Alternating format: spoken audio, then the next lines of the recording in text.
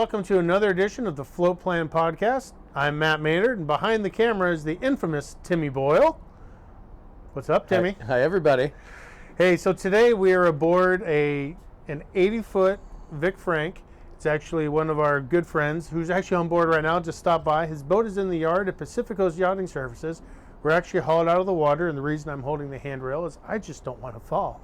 But what we're going to cover today is how to prep your boat for a boatyard. As you know, when you go into the boatyard, you've probably heard of the boatyard blues, and you've heard the boat doesn't always necessarily come out the same way it comes in. So while we're out of the water and this boat has been prepped for being in the yard, we kind of want to give you a few pointers and things you can do to make your yard experience better for you and better for the boatyard. So what we'll do is we'll start on the back deck. Obviously, it's been cleaned back here. This boat has an enclosed cockpit, which is being worked on as we speak.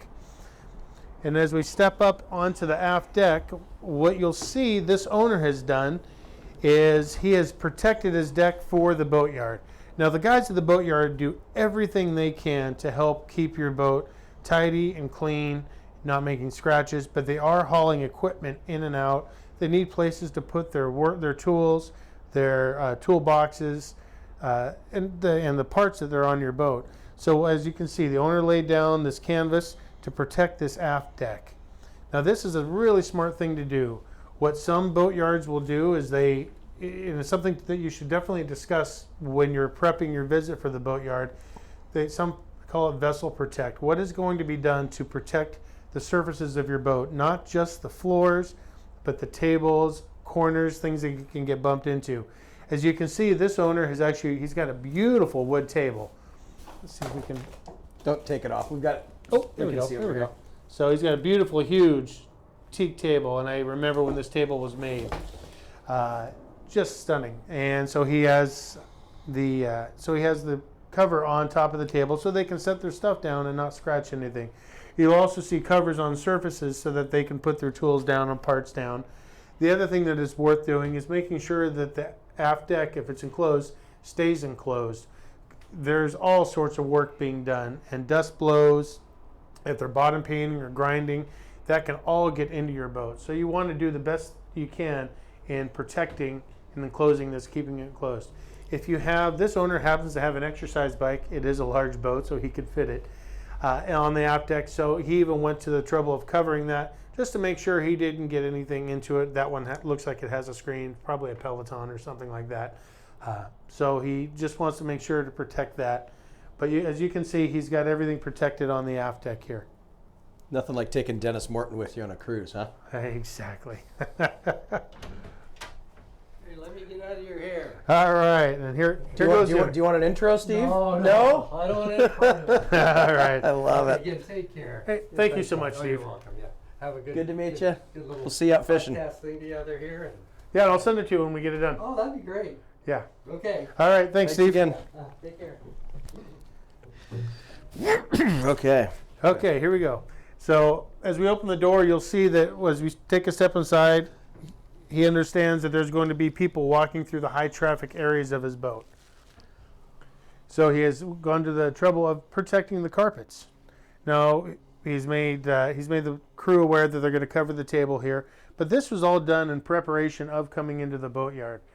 And as you can see, this classic boat, like I said, built here locally, Vic Franck Boat Company, actually next door, that is now part of Pacific Coast Yachting Services ownership, as they are redoing the property and increasing their yard size and ability to work on larger boats.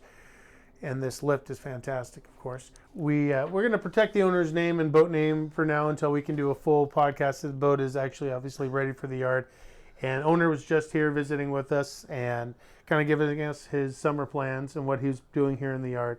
As you can see, he protected the carpets on the high traffic areas. So as you go up the stairs, he even taped it down to the stairs so that when you go up to the pilot house, you can wear your shoes in the boat. Normally, most of us take our shoes off in these boats, but We've got some great pictures of those calves on you, Matt. Uh-oh. Walking around with all the covers. But yeah, this looks great. Yeah, so it's ready for the boatyard and getting your boat prepped for the yard. So get surfaces cleared off, get protector on the floor, or talk to the boatyard of what they're going to do to help protect it. A lot of times, if they're hauling big stuff in and out, such as a refrigerator we had to do on my boat, they went to the corners of stuff and they put protectant on the corners so they didn't bang into things. Corners of wood, so you don't take chips out of the wood, because those are never fun to try to repair and fix. Having the boat washed while it's in the yard, it's something that most of us don't think about. Again, we talked about boatyard blues, and I've had this happen to me where you go into a boatyard, your boat gets bottom painted, or there's sanding going on and it's a windy day, and despite the yard's best efforts to collect all that dust, it'll still get in the air and it lands on your boat. So having the boat washed while it's in the yard is an owner's responsibility, something to think about and something to discuss early. Set it up with your boat washer or come down and do it and make sure the yard knows so everyone's on the same page. You want to protect your investment, and that's one of the many things you can do and is often overlooked. I can't tell you how many times I've got a boat out of the yard with a client and they go, I can't believe how dirty my boat is. Remember, the yard charges per hour, and you don't want to pay somebody $150, $200 an hour to wash your boat, and that's what the yards charge. So have your regular boat washer come down, or come and do it yourself, and just arrange it early. Well, I'm talking with Jose and Natalie too. I mean, the detailers love having these things out of the water to be able to work on the whole boat without one side in the water and the other side on the dock. Yeah, exactly. It's the best time to detail your boat is get the whole, just like Tim said. They can actually get into it, and it's, you know how much faster and easier it is for them to go through and actually hold up a buffer versus try to lay on their dock on their side and their whole. I mean, that's a lot of work, and Jose and Natalie can attest to how much better it is to have the boat up out of the water. They can set up scaffolding on a larger boat if needed. It works better for everything. And these are just things to prep as you think about your boatyard visit. You may also have running gear. Do your anodes while you're out. And depending on where you keep your boat, if it's a freshwater only boat, you'll put aluminum anodes on. If it's going to say strictly in saltwater, in the Northwest, we pretty much just do aluminum. And I'm going to take that back. If it's freshwater only, you'll use magnesium. I apologize about that. Most of the time we're using aluminum if it goes back and forth in saltwater.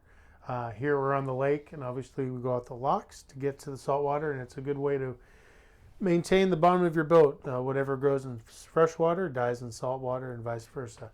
But you do have to contend with the locks, which can be a 30-minute experience, or it can be a 5-hour experience, as we found out not long ago. But in any case, this is just a short, quick episode on what you can do to help protect your boat as you go into the boatyard, some things to think about. And we're going to make this one a little shorter and sweet for everybody. Perfect. The one thing I do want to add to this is power management. Oh, absolutely. So I've heard at least 2 stories this year already of boats that have been out and been worked on, and batteries are gone. Yes, you get very good point, Timmy. So it's always good to make sure that your the power is regularly checked on, whether you do it or you call the yard. And my recommendation is just come down and check on your boat while it's in the yard. Another good thing to do, and I know it's kind of a pain, if you can, pull your perishables out and take them home if that's possible. It's just one of those things, just in case. You can take them out of the freezer, or, as I unfortunately just found out, my brand new refrigerator has failed while it was in the yard. Nothing that the yard did, but here I had stuff in the refrigerator because it was brand new. Why would that fail? Well, that has nothing to do with the boat, nothing to do with anything but a brand new refrigerator failing. So it does happen, so it's always a good idea. So there was stuff in the refrigerator which now needs to be thoroughly cleaned and sanitized. But it's one of those things. And as Timmy mentioned, power management. You want to make sure you have the power on your boat, that the shore power is consistently fed and your batteries are topped off. And it's a good time to, if you have lead acid batteries, to top off the liquid and the fluid in each of your batteries. If you've got AGM or lithium, different story. And depending on the type of inverter system you have, if you've got a Victron system, it's real simple. If you've got internet, when it's all tied in together, just to pull it up on your phone and your Victron app and make sure you have power. And that's really not that big of a deal to add a Serbo GX and a battery shunt. No, it's super. To that. It's inexpensive. It's super inexpensive. It gives you data.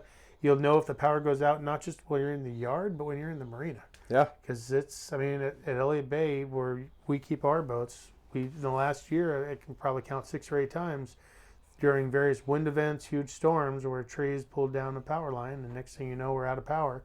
Yep. So it's nice to be able to have somebody to, if you're not local when that happens, to call, but at least you know it happened, because they can go down and check on your boat. And if you don't know somebody, just get a hold of us and we can put you in touch with somebody that can help you, definitely. Yeah, and even just a cheap camera and hook it up to your Starlink. Mm-hmm. You know, if you don't want to go through the whole system of adding the Victron servo. Yep. You know, you can get it done without a whole bunch of work and spending a bunch of money. Yeah. And most of the marinas too, if you're not, depending where you're at, will have internet in most of the marinas now. Not everyone, but a lot of them. Or you'll have a neighbor. It's a good excuse to get to know your neighbor if they have it. And a lot of us will let our neighbors piggyback off of our stuff if they don't. It just depends on what the actual application is. But in any case, being properly prepared for a boatyard visit is really important, and have your work list defined. It always expands and never seems, while I'm there, can you do this? Now remember, the boatyards do have a limited capabilities in terms of they book you for, they know they're planning that you're going to probably add a few things, because we all do. Hey, how about we do tripless shaft seals this year while it's out? Well, that wasn't quite planned, and so that's a little bit more. So do try to come up with your work list ahead of time. The yard will work with you as best they can. All the yards do, whether it be Pacific Coast, S3, CSR, Seaview, any of those guys.